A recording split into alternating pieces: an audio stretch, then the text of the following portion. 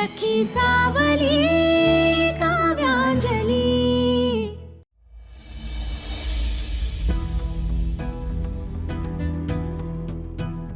निघा म्हटलं ना। थांबा दोघी।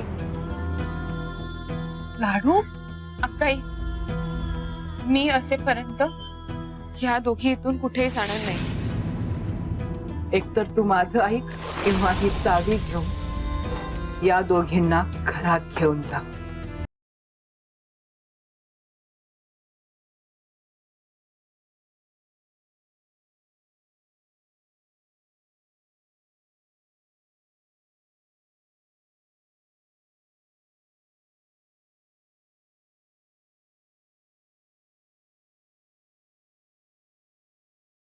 अंजली, कशी आहेस? ठीक। ठीक वाटत तरी नाही आणि आवाजही लो वाटतो। काय झालं? काय नाही। का हो आता असं उगाचच तू लो आणि अपसेट नाही वाटत? अक्काई माझ्यावर चिडली आहे। काव्या भाई तुझ्यावर चिड?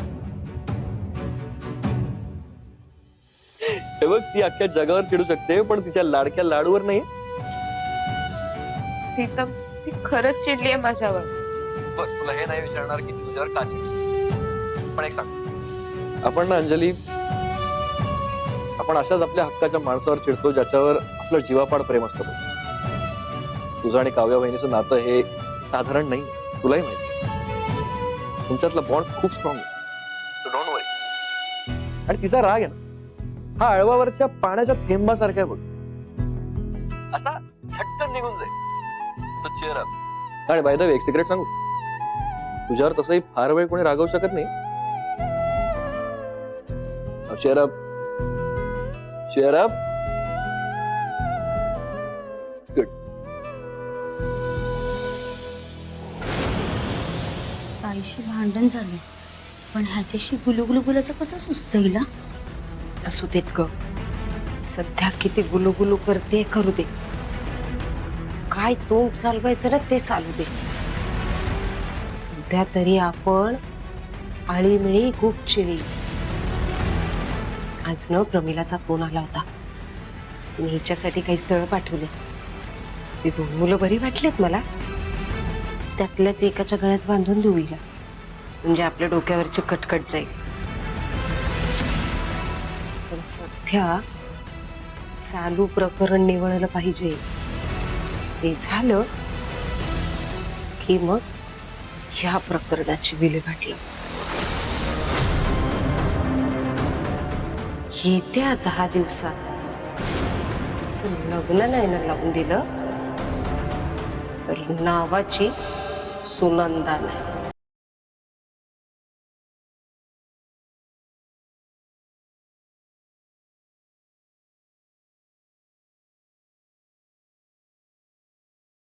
ए रो, काय नाव काय तुझं? हा, सुजित। अरे पोरी समोर कागदावरच्या कविता वाचणं सोपं आहे, या प्रॉपर्टीच्या पेपरवरती सही करून घेणं जमणार आहे का तुला? अरे बोल ना। ए भालेराव, ए सुजित, तू म्हणतो ते पण बरोबर। तुझं टॅलेंट आता कामाला येणार आहे। अरे काय टॅलेंट बिलेंट नाही लागत, हे पेपर घ्यायचं, फेकायच्या समोर तिच्या, गप गुमान सही करेल ती। अरे अशा मुलींना जास्त अक्कल नसतं रे। तुला जास्त अक्कल मग काय काम? हे पेपर्स घे आणि त्या पोरीची सही आणाय, निघ चल। अरे मीच केलं असतं रे ते काम, जर ही पोलिसांची भानगड नसती ना मीच केलं असतं। आता तुझे करतो ना तर पोरीला गंडवतोय, तसं मी पण गंडवून तिच्याकडनं सह्या करून घेतल्या असत्या।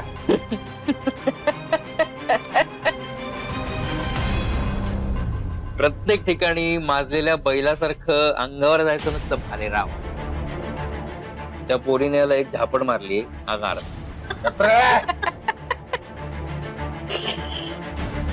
शिकार करायची असेल ना तर दबा धरून बसायला. आणि वेळ आली झडप करायची. तुला ते काम जमलं नाही म्हणून या नितीनने मला आणलंय. भालेराव शांत राजा. कोंडल्याची बेची पोरगी नाही ती. तिच्या मागे तिच्या त्या 150 बहिणीचा हात आहे. जोपर्यंत त्या दोघी एकत्र आहेत तोपर्यंत त्यांच्याकडून सही घेणार. म्हणजे तुझ्यासारखं इथे फुकट बसून दारू पिण्यात सोपं नाही.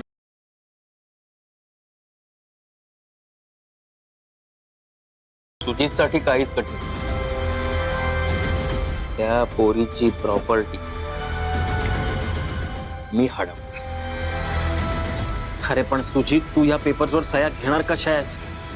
आणि हे बघ, तुझ्या डोक्यात जे काय चाललंय ना ते आम्हाला पण सांग. आम्हाला पण कळू दे.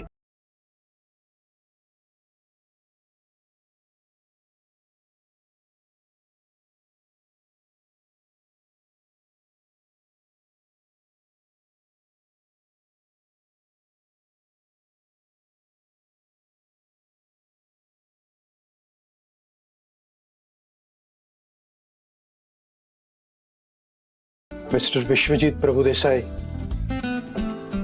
today you are looking more handsome and more young.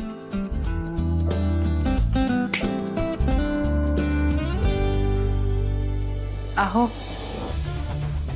Coffee ठेवली आहे. काव्या, अगं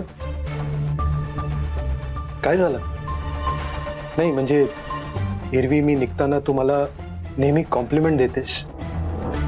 मी छान दिसताय, स्मार्ट दिसताय, हा शर्ट तुम्हाला शोभून दिसतो. आज काहीच नाही? लक्ष कुठे तुझं? नाही तसं काही नाही. तुम्ही नेहमीच छान आणि स्मार्ट दिसता. ओके, निघायला हवं. ब्लेझर देते.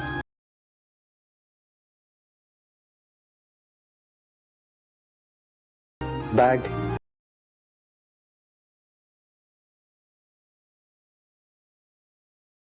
कॉफी.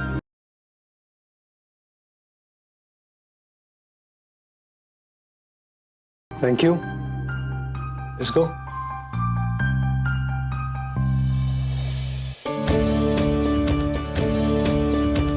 वाह, झाली तयारी? चला मी निघतो आता. ठीक. अरे नुसतीच कॉफी घेतलीस, काहीतरी खाऊन जा. अगं नाही, तिथे सेमिनार आहे, सो खाणं पिणं तिथे होणारच आहे. बर. पण जायच्या आधी तो मग इथे ठेवून जा. बरं, कसा जाणार आहेस? कंपनीची बस आहे, आम्ही सगळे सोबतच जातो. ठीक. चला, नमस्कार करतो, निघतो. विशू थांब. काव्या, अगं विशू निघालाय, त्याच्या हातावरती दही साखर दे.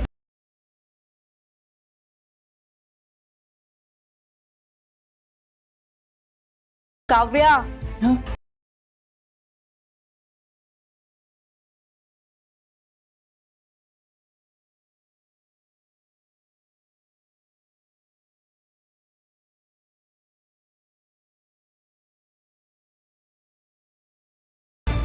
हे घ्या.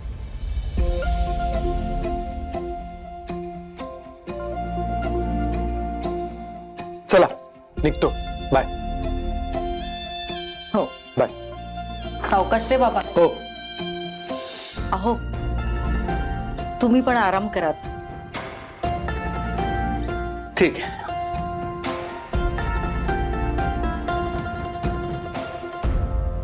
काव्या,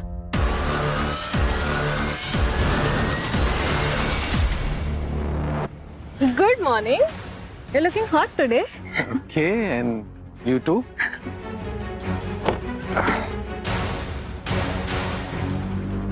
बोला. आज तुझ्या चेहऱ्यावरती वेगळाच ग्लो आला, एकदम स्पेशल. हो मे बी तो ग्लो तुझ्या प्रेमामुळे असेल. Oh my God, really? या खरं तर हे मला बोलून नाही, तुला जवळ घेऊन सांगावं असं वाटतंय. पण ऑफकोर्स मी आता ते करू शकत नाही, घराजवळ प्रॉब्लेम होईल.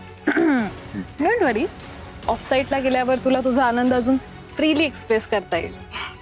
बरं, इथून आपल्याला ऑफिसला जायचं आहे ना? नाही, सगळे आपापल्या व्हेकलने येतील, आपण डिरेक्टली आपल्या कारने जाऊ. Okay. By the way Vishu, तिथे तुझ्यासाठी एक स्पेशल सरप्राईज आहे, खूप मोठं surprise. Okay let's go. Okay let's go. I am excited.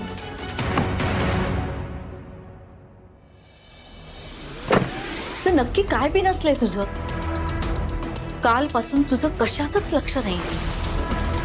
खरं तर रात्रीच विचारणार होते मी तुला, पण विशूच्या तयारीच्या गडबडीत होतो म्हणून नाही विचारलं. आता सांग मला, काय झालं? आई लाडू बरी होऊन घरी आली, पण तिच्याबरोबर काय काय झालंय हे तुम्हाला अजून माहिती नाहीये. म्हणजे काय झालंय? म्हणजे आशुनी आणि आईने तिला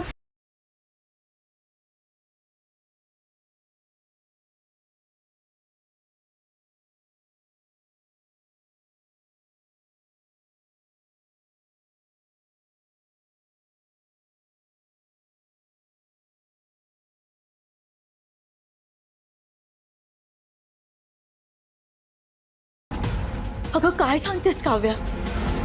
तुझ्या आईने अंजलीचा ऑक्सिजन बंद केला होता? किती भयंकर आहे. सुनंदाताई या थराला गेल्या? हो आई, आणि म्हणूनच मी त्या दोघींना कडक शिक्षा केली. त्यांना स्वतः काहीच काम करायची सवय नाहीये. हिच्या कमाईवर जातात, हिच्याच घरात राहतात. म्हणून मी तिथलं सगळं सामान इकडे घेऊन आले आणि त्यांना सांगितलं 15 दिवसात घर खाली करायचं आणि स्वतःच्या कमाईवर जगायचं. तुमचे आणि माझे संबंध मी संपवते. तुम्ही दोघेही माझ्यासाठी मेलात. आजपासून या घरात तुम्हा दोघींना थारा नाही आणि इथून कायमचं निघून जायचं, समजलं? योग्य तेच केलंस तू. आई, काल त्यांची मुदत संपणार होती.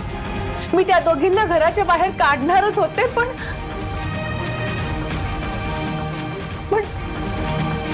लाडू माझ्या विरोधात केली आहे. तिथं निघा इथून. थांबा दोघी, मी असेपर्यंत ह्या दोघी इथून कुठेही जाणार नाही.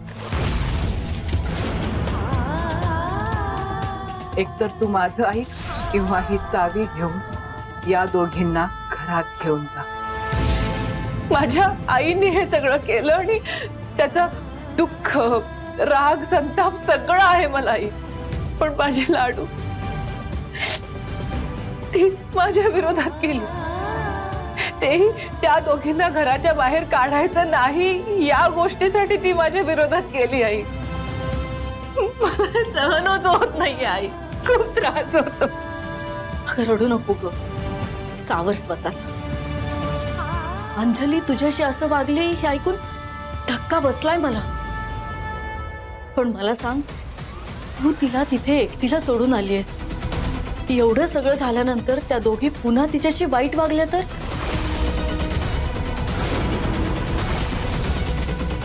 नाही, म्हणजे माझं असं म्हणणं आहे, अंजलीवर फक्त लक्ष ठेवून राहा. अंजली तशी खूप समंजस मुलगी आहे आणि तू जास्त जवळची आहेस तिला. एवढं सगळं होऊनही अंजली तुझ्याशी असं वागली, यामागे नक्कीच काहीतरी वेगळं कारण असणार.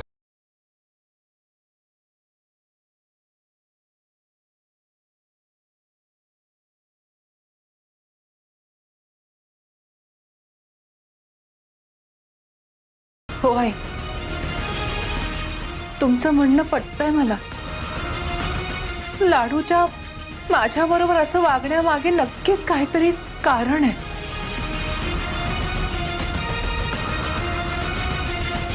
ते कारण मला शोधून काढायलाच हवं.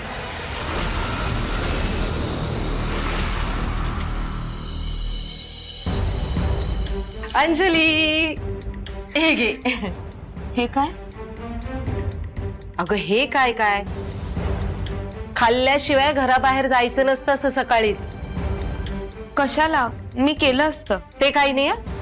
आत्तापासून घरातली सगळी कामं आम्ही करणार आणि तू फक्त दुकानाकडे लक्ष दे.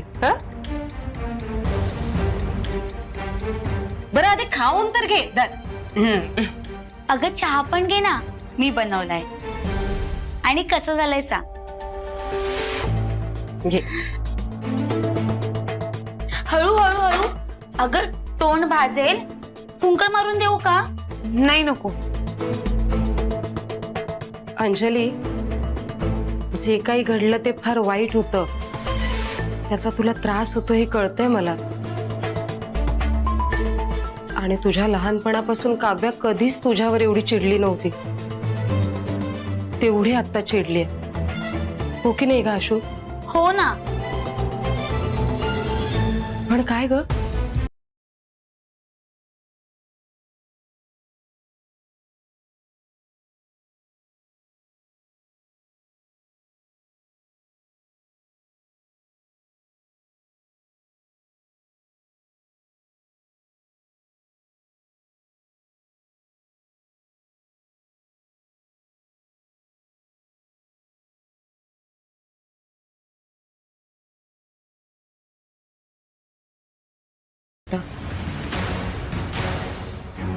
आई, किती दिवस हिला लाडीगोडी लावत बसायचे. काव्या तिच्यावर चिडली आहे ना तोपर्यंत.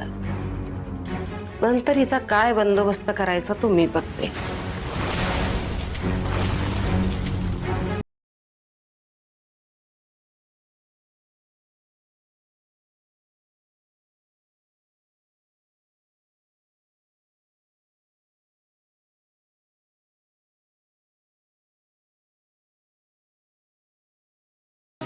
काही असं का करतेस तू? मला बोलायचंय तुझ्याशी. त्रास होतोय मला.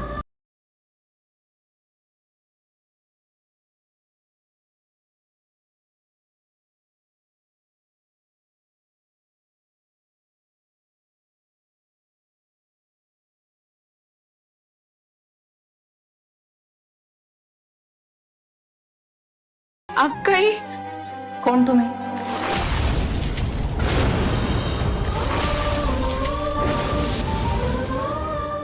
अगं मी तुझी. मी तुम्हाला ओळखत नाही. इथे पुन्हा फोन करू नका. मी उचलणार नाही. अक्काई पण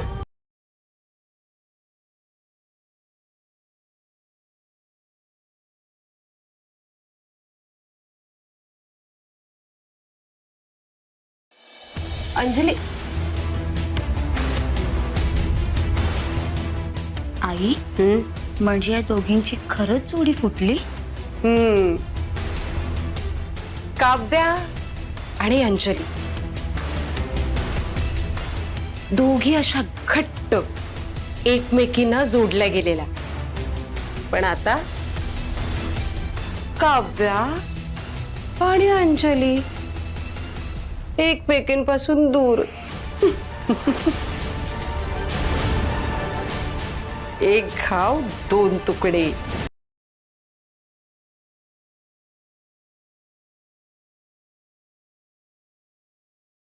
काव्या, असं का केलंस? तिच्या अशा वागण्याच्या मागे काहीतरी कारण असेल, ते शोधून काढ असं मी तुला बोलले होते. आणि ते कारण मी शोधते असं तूही बोलली होतीस. मग तिच्याशी असं का वागलीस? का नाही बोललीस तिच्याशी? अगं तिला किती वाईट वाटलं असेल. हो आई, मला कल्पना आहे त्याची. पण मी मुद्दामच बोलले नाही तिच्याशी. म्हणजे आई, लाडू माझ्याशिवाय राहू शकत नाही हे माहिती आहे मला. त्या दिवशी मी तिला खोदून खोदून विचारलं, तरीही तिने मला काही सांगितलं नाही. तिच्या अशा वागण्यामागे नक्की काय कारण आहे हे जर जाणून घ्यायचं असेल नाही तर तिच्याशी मला कठोर वागावंच लागेल.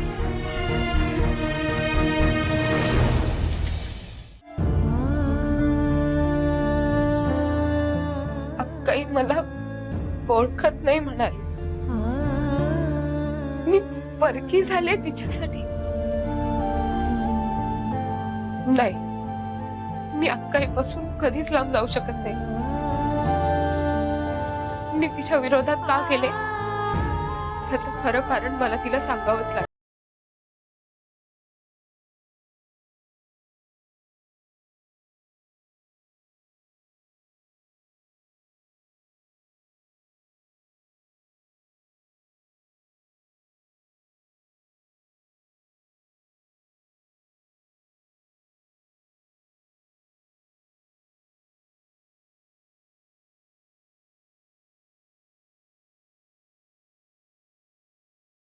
आत्ता जाऊन अक्काईला भेट.